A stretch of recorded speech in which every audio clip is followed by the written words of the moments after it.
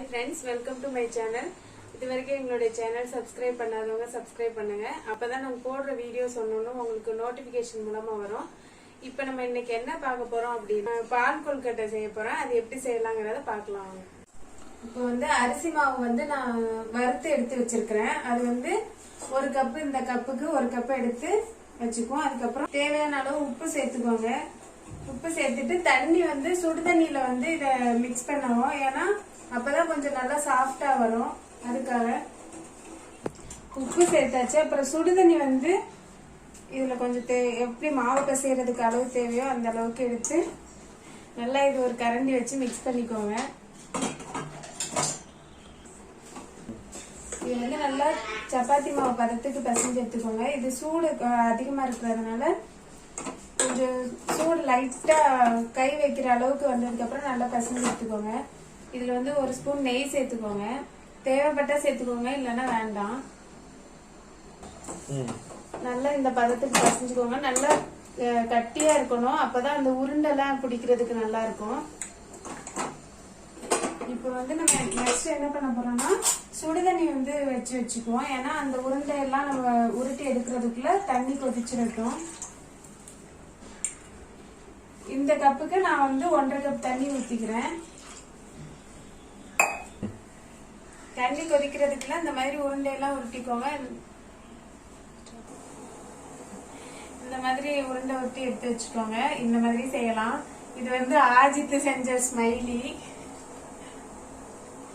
நாங்களும் இதே மாதிரி இப்படி செய்வோம். எங்க அம்மா இந்த மாதிரி உருட்டுறதுக்கு கொடுப்பாங்களா, நாங்க அம்மி குழவிகள் எல்லாம் செய்வோம். இப்ப ஆஜித் அதே மாதிரி செஞ்சிருக்கிறோம்.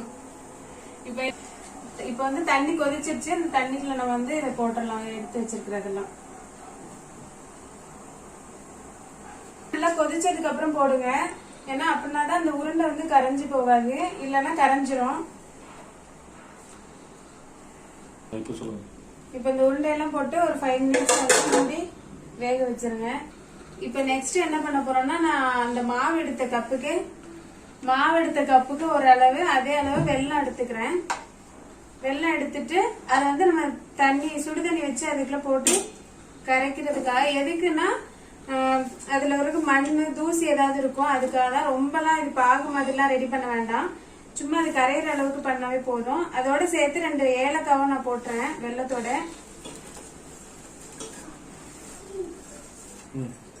இப்ப அந்த வெல்லம் கரைஞ்சிருச்சு. இதை நம்ம இப்ப ஃபில்டர் பண்ணி எடுத்துக்கலாம்.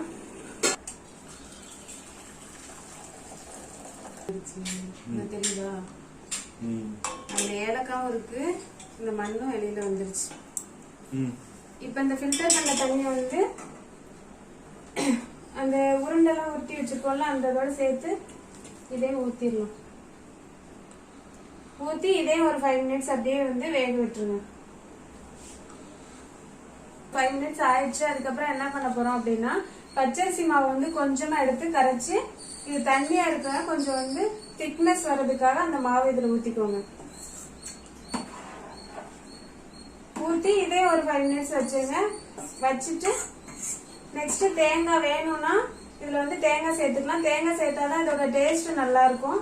வேண்டாங்கிறவங்க, இது தேங்காய் வேண்டாம்னு சொல்றவங்க ஒரு 5 மினிட்ஸ்க்கு அப்புறம் இதை அப்படியே எடுத்து சாப்பிடலாம்.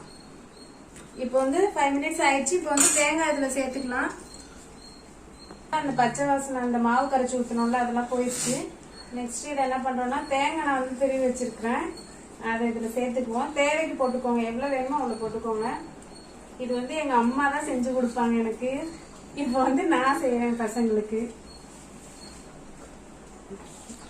இப்போ பால் கொழுக்கட்டை ரெடி ஆயிடுச்சு. இதை நம்ம எடுத்து சாப்பிடலாம். கொஞ்ச நாளா எங்களுக்கு நீங்க நல்லா சப்போர்ட் பண்ணிட்டு இருக்கிறீங்க. அதே மாதிரி தொடர்ந்து சப்போர்ட் பண்ணிட்டே இருங்க.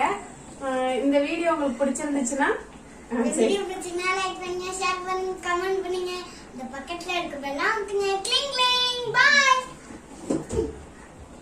மறக்காம உங்களோட ஃப்ரெண்டுக்கெல்லாம் ஷேர் பண்ணுங்க. எங்களோட சேனலை சப்ஸ்கிரைப் பண்ணுங்க. தேங்க்யூ.